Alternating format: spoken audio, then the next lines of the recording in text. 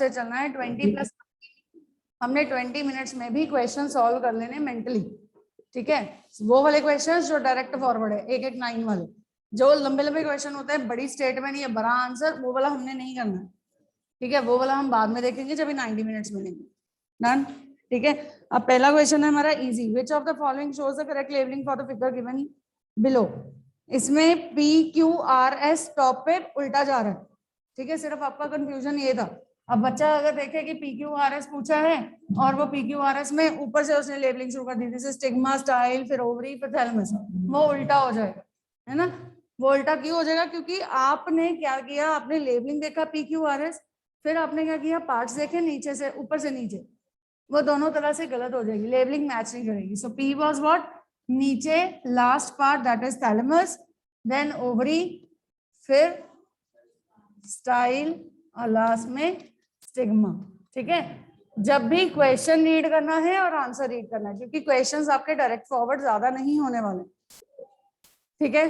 आपको क्वेश्चंस घुमावदार आएंगे, जो क्वेश्चंस है वो थोड़े टेढ़े मेढ़े आएंगे, तो आपको पता होना चाहिए कि क्वेश्चन जब पढ़ रहे हो बिल्कुल ओपन दिमाग खोल के आपने पढ़ना है, और आंसर जब पढ़ने हैं बिल्कुल दिमाग खोल के ओपन करके फिर पढ़ना है, ठीक है। गेटिंग ओके, हाँ जी। Next is in case of angiosperm embryo sac represents, embryo sac क्या रिप्रेजेंट करती है? Female gametophyte. क्यों फीमेल गेमेटोफाइट? जो एम्ब्रियो सैक है, आपको याद है ओव्यूल के अंदर ये स्ट्रक्चर था, दैट इज ये इंटेगुमेंट्स है उसके बाहर और ये इंटेगुमेंट्स है ना, तो ये है embryo sac, this is embryo sac. What is the type of embryo sac in a normal angiosperms ovule? What is this type of embryo sac called as? That is 7 celled 8 nucleated. क्या कहते हैं इसको? What is the special name given to it? It's given in the NCERT. Polygonum. Polygonum, very right. So this is polygonum embryo sac, ठीक है। Polygonum embryo sac, that is 7 celled 8 nucleated condition, ठीक है। और ये इसका नाम ही बता रहा है polygonum embryo sac, वो embryo sac का टाइप है, ठीक है। सो इसलिए this is representing the female gametophyte. Female gametophyte क्या होती है? लोअर ऑर्गेनिजम्स में पढ़ते हो फीमेल गेमेटोफाइट क्या होता है? क्या होता है? वो तो हायर में हम एम्ब्रियो सैक बोल रहे हैं ना। फीमेल गेमेटोफाइट क्या है? जहां फीमेल ने गेमीट कैरी करना है। वो बात की बात है कि फर्टिलाइजेशन, जैसे ये हायर ऑर्गेनिजम्स में फर्टिलाइजेशन भी वहीं पे होने लग गई थी, जिस वजह से यहीं पे ही एम्ब्रियो बन गया, ठीक है। So female gametophyte is to carry the female gamete, simple. So that is this sac like structure in her, that is embryo sac, okay. Match the columns, easy again. Stigma, style, ovary, तीन चीजें के बारे में पूछा है। What is stigma? Basal bulge part, landing platform or elongated slender part? Landing platform, ठीक है। जब भी आपको मैच द कॉलम्स आएंगे अपने पेपर में, पेंसिल के साथ क्वेश्चन पेपर पे मैच द कॉलम कर लेना, ठीक है। ऐसे लाइनें मार के, जैसे हम पहले करते थे ABCD, हम छोटे होते करते थे, तो यहाँ पे 1 2 3 4 आ गया। आपने क्या करना है, A का आंसर 2 मैच कर दो पेंसिल से क्वेश्चन पेपर पे, ठीक है। Style, that is elongated slender part, B वाले का 3rd है और C वाले का बचा 1, right. Just to confirm, read the C वाला portion, that is ovary as a basal bulge part. But otherwise कई बार क्या होता है, ABC के साथ हमें यहाँ पे एक्स्ट्रा ऑप्शंस भी दी होंगी, ठीक है। तो हमें सारे रीड करने पड़ेंगे अगर एक्स्ट्रा ऑप्शंस है, अगर नहीं है तो 2 मैच हो गए, तो तीसरा तो ऑब्वियसली वही आंसर है, ठीक है। और करेक्ट मैच हमने ABCD में से ढूंढ लेना, right. A female plant is diploid. This question was calculated. अभी ये हमारा 90 मिनट्स वाला टाइम में चलेगा ये वाला क्वेश्चन, है ना, क्योंकि ये डायरेक्ट नहीं है।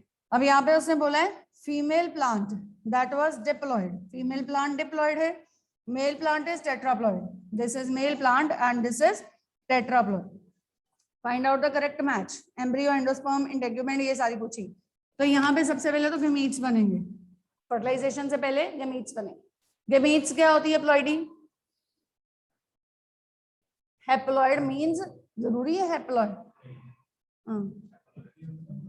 के half the ploidy, half the ploidy. अब यहाँ पे तो हैप्लॉइड बनेगा, तो यहाँ पे हैप्लॉइड बनाएंगे क्या? नहीं बनाएंगे ना, फिर डिप्लॉइड बनाएंगे। So this is half the number of chromosome, sorry set of chromosomes which are there in the parents. ठीक है, सो यहाँ कंडीशन हैप्लॉइड की आई, लेकिन टेट्राप्लॉइड प्लांट के अंदर it will be half the chromosomal set, it is 2n. Getting? Fertilization होगा, fertilization results into the zygote. ये zygote बन गया, जाइगोट क्या बना? 3n. ठीक है, जाइगोट 3n. जाइगोट का ऑप्शन था नहीं. एग हमारे पास ये आ गया, this is egg is n. ये एक कंडीशन तो फुलफिल हो गई. ठीक है, पॉलन्स हमारे पास 2n हो गए. मेल में पॉलन्स जो हैं वो 2n हो गए. ये दो कंडीशंस फुलफिल हो गई. नहीं, यहाँ पे भी कंफ्यूजन नहीं है. हाँ, वैसे सॉल्व हो गया आपका. एग n है, पोलन 2n है, यहीं पे सॉल्व हो जाता है ना. बाकी में nn है, 2n 2n है, यहीं पे आपका आंसर A आ गया. एम्ब्रियो भी आ गया, जो जाइगोट है वही एम्ब्रियो है. ठीक है, so this is resulting into the embryo same, that is 3n. Endosperm, endosperm confirm करो. 4n होगा. कैसे होगा 4n? एंडोस्पर्म कैसे बनता है? PEN. Endosperm is PEN. Primary endosperm nucleus triple fusion से बनता है. कैसे बनेगा? 2 मेल गेमीट्स, नहीं सॉरी, 1 मेल गेमीट और 2 फीमेल गेमीट्स. ठीक है, तो फीमेल गेमीट nn है. ठीक है, और मेल गेमीट 1 2n आ गया, 4n हो गया, है ना. ठीक है, so confirming this, it is 4th answer is A. ऐसे में बोर्ड से जो एक्सपेक्टेड है, उन्होंने क्वेश्चंस के आंसर्स जो हैं वो बिल्कुल इतने भी ज्यादा क्लियर कट नहीं बता देने कि आपके सिर्फ गेमीट्स बनाने में ही आंसर मिल जाए. ठीक है, इतना ज्यादा इजी नहीं होने वाला. हो सकता है वो गेमीट्स, फिर उसके बाद लेटर स्टेज, लास्ट स्टेज पे जाके कोई ऐसी इसमें से कॉलम हो जो कि बिल्कुल डिफरेंट हो. ठीक है, तो आपको पूरा कैलकुलेशन करना पड़ेगा. समझ आई मेरी बात? जैसे हमने पहले में ही कह दिया ना कि गेमीट्स बन गए, वहीं पे पता चल गया कि यही आंसर है, A है. गेमीट्स बनाने के बाद यहाँ पे जाइगोट, एम्ब्रियो, एंडोस्पर्म, ये हमने कंफर्म किए हैं साथ में. नहीं होता है तो एलियोरॉन का क्या होगा nature? Aleurone is what? Aleurone क्या होती है बताओ? What is aleurone? Aileron is a proteinaceous layer which is again lined by, it is next to the endosperm.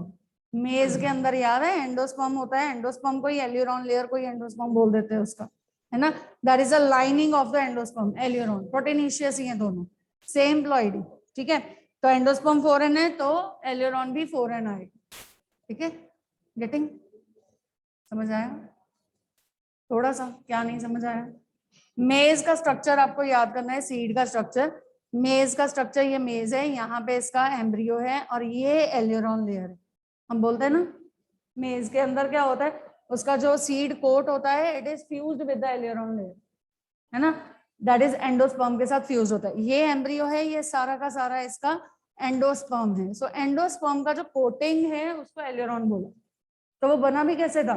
Endosperm के साथ ही बना था ना, उसका लेयर भी एंडोस्पर्म का ही आउटर कवरिंग है ना, उसी के साथ ही बना है. तो जो नेचर इसका है वही नेचर इसकी लेयर का होगा. Done? Okay, so endosperm was 4n, so is aleurone layer. ठीक है, और क्या रह गया? इंटेग्यूमेंट. इंटेग्यूमेंट की नेचर क्या होगी?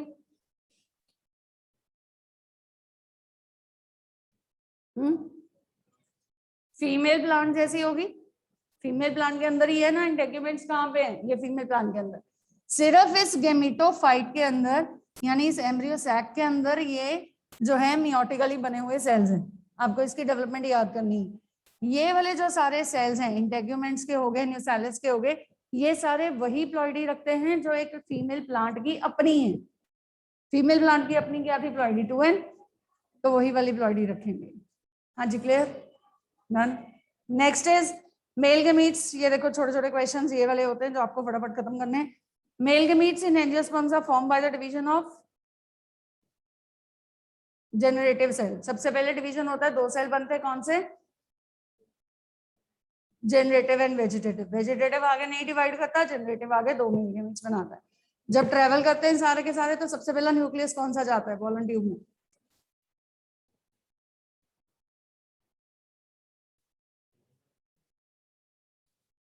मेल गेमीट्स पहले नहीं जाते, ट्यूब न्यूक्लियस पहले जाता है. वेजिटेटिव सेल का न्यूक्लियस सबसे पहले जाता है, वेजिटेटिव न्यूक्लियस. ठीक है, the vegetative nucleus that penetrates सबसे पहले into the pollen tube and that is there, it is called as a tube nucleus.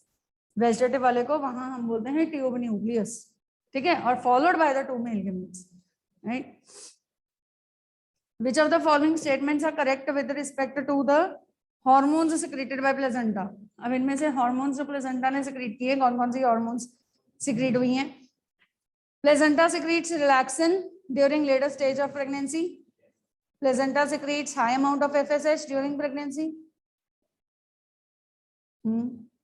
FSH ज्यादा होता है कि कम होता है?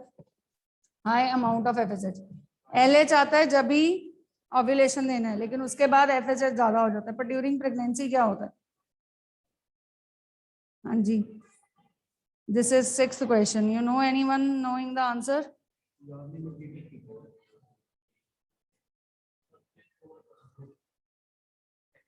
सेकंड सही होना चाहिए.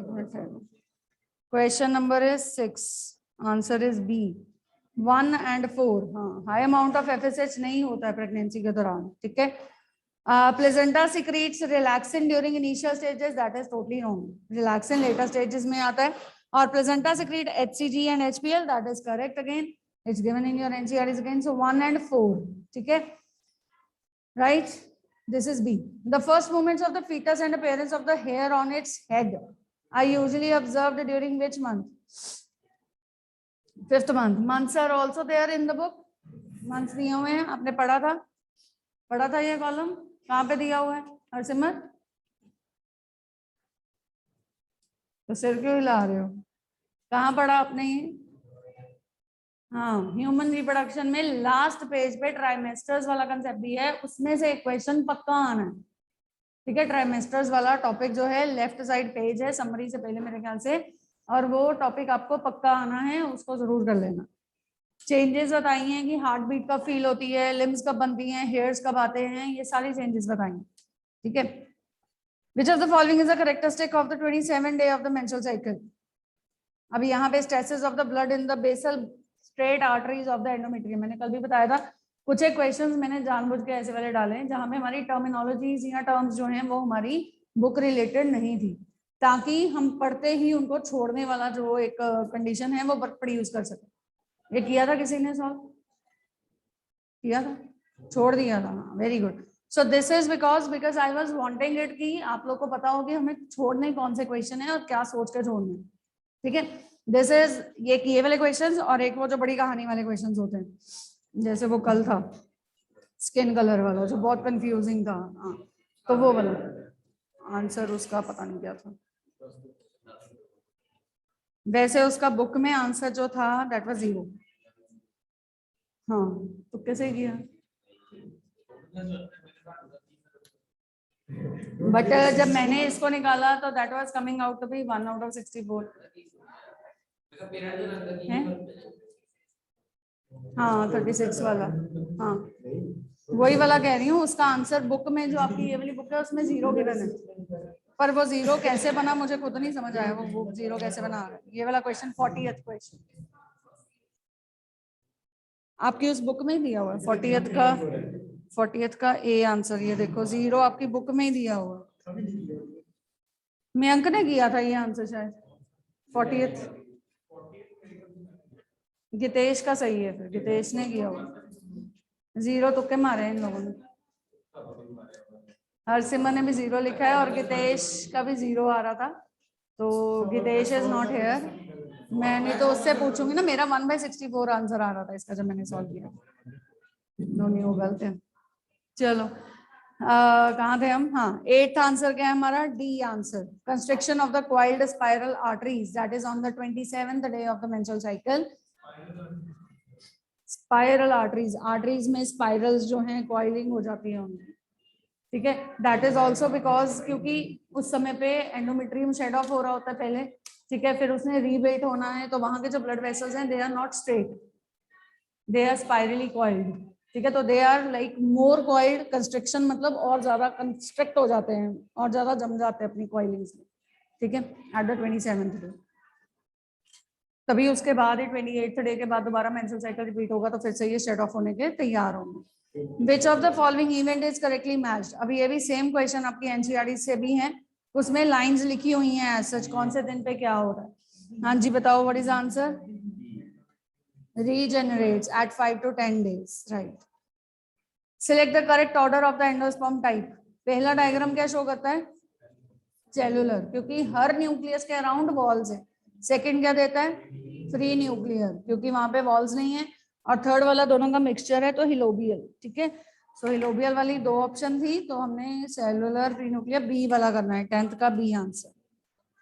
Which one of the following statement is not true? Tapetum helps in the dehiscence of anther. Is it? यही है, क्योंकि टेपेटम ने dehiscence of anther में नहीं हेल्प करना. आपका जो एंथर का स्ट्रक्चर है, इफ यू रिमेम्बर, ये इस तरह से आपने बनाया था. सबसे स्टार्टिंग में हमने ये चैप्टर के किया था. सो ये हमारे पास 4 लोब्स हैं, है ना. This is at this point that is the stomium is present and the dehiscence takes place from the corners. Okay, tapetum कहाँ पे है?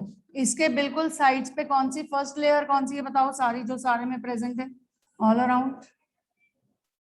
What is that layer? Epidermis. Then second layer around it endothecium. Then उसके बाद middle layer 3 to 5. ठीक है, multiple हो सकती हैं. देन उसके बाद फाइनल टेपेटम. तो टेपेटम हेल्प करती है उसके डेहिसेंस में. ऐसा सही है? नहीं, क्योंकि ये सबसे अंदर है, इतनी हाईली प्रोटेक्टेड है. टेपेटम का रोल क्या होता है? न्यूट्रिशन प्रोवाइड करना. This is exine of pollen grain is made up of sporopollen. Yes. Pollen grains of many species cause severe allergies. Yes. Stored pollen in liquid nitrogen can be used in the crop breeding program. Yes. So 11th answer is A. Thalassemia and sickle cell anemia are caused due to a problem in globin molecule synthesis. Thalassemia और sickle cell anemia जो है, हाँ, globin molecule synthesis से बनती हैं. Because of that, select the correct statement. Both are due to qualitative defect in globin chain. Qualitative means उसके जो synthesized chains हैं, उनका structural change, उसमें difference आता है. Quantitative means उनके amount of globin molecules जो हैं वो खत्म हो जाते हैं या ऊपर नीचे हो जाते हैं. That is a quantitative change. Then is thalassemia is due to the less synthesis of the globin molecule. Quantity में दोनों चीजें आती हैं. It can rise or it can fall down. Quantity है ना, लेकिन यहाँ पे उसने डायरेक्टली बोल दिया it is less. Come synthesize होते हैं ना. So this is okay. Sickle cell anemia is due to quantitative problem of the, फिर से वही quantitative means both high rise or high fall. ठीक है. So answer could be C. 12 का C. Next फिर से कैलकुलेटिव आ गया. A dwarf pea plant was treated with gibberellic acid. अच्छा, एक ड्वार्फ पी प्लांट को जिब्रेलिक एसिड के साथ ट्रीट किया. It grew as tall as the pure tall pea plant. मतलब जो प्लांट था दैट इज ड्वार्फ इनिशियली. ठीक है, इसमें क्वेश्चन में आपको चेंज कर दिया थोड़ा सा. सुनो, silent silent, don't talk. The plant was initially dwarf. ठीक है, it was treated with the gibberellic acid, then it is made as tall. ठीक है, इसकी ट्रीटमेंट से इसको टॉल किया, मतलब एक्स्ट्रा एडिशनल हार्मोन्स इसके अंदर डाले. ठीक है, it grew as tall as the pure tall pea plant. If this treated plant is crossed with the pure tall pea plant. अब देखो, हमने जब इसके अंदर चेंज लाए, सबसे पहले तो हमारे पास ये स्मॉल टी था क्योंकि ये ड्वार्फ था.